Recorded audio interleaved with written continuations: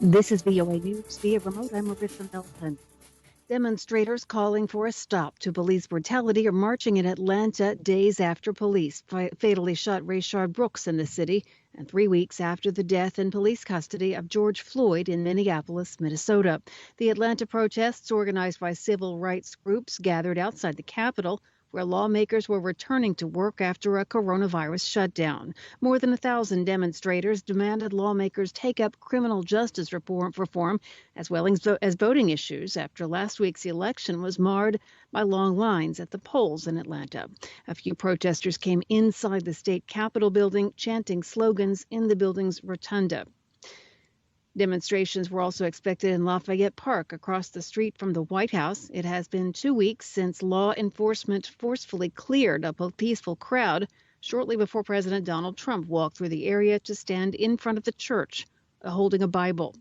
Also on Monday, the UN Human Rights Council agreed to hold an urgent debate on Wednesday, and this is a quote, on the current racially inspired human rights violations, systemic racism, police brutality, and violence against peaceful protesters. Those are the words of the UN Human Rights Council, which is meeting on Wednesday to discuss the matter. The U.S. Supreme Court ruled on Monday that federal employment laws protect LGBTQ workers from discrimination, delivering a major victory to the gay, lesbian, bisexual, and transgender community amid concerns over an erosion of their rights in recent years.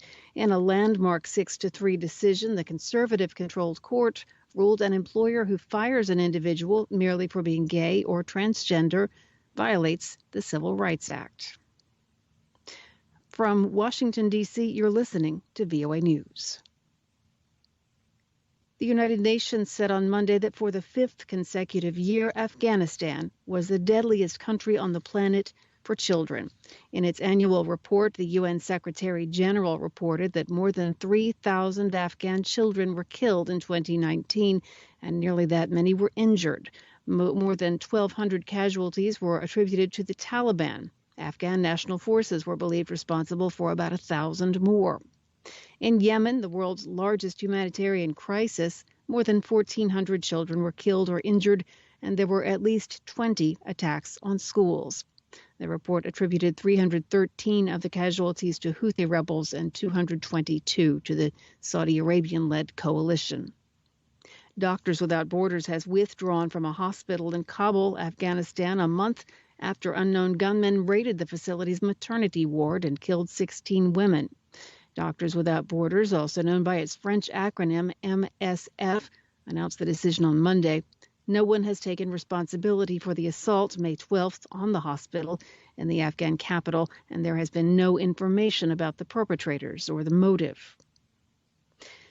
The U.S. Food and Drug Administration on Monday revoked the emergency use authorization for a malaria drug promoted by U.S. President Donald Trump as a treatment for COVID-19. The FDA said there is growing evidence that hydroxychloroquine, along with chloroquine, are not likely to be effective in treating the coronavirus and could cause deadly side effects. The agency said the drug's unproven benefits do not outweigh the known and potential risks. The move means that federal supplies of the drug will no longer be distributed to state and local health officials to use against the coronavirus. The decades-old drugs are still available for other uses, including combating malaria, as well as lupus and rheumatoid arthritis. At the beginning of the coronavirus outbreak in the United States, President Trump said he believed hydroxychloroquine, along with the antibiotic azithromycin, had a real chance, in his phrase, to be what he called game changers in fighting COVID-19. He later said he took the drugs preventively to stave off the virus.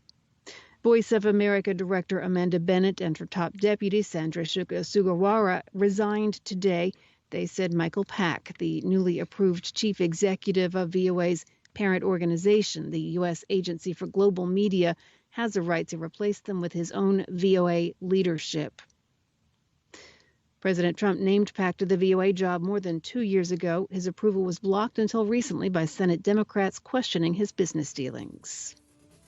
Via remote, I'm Marissa Melton. You're listening to VOA News.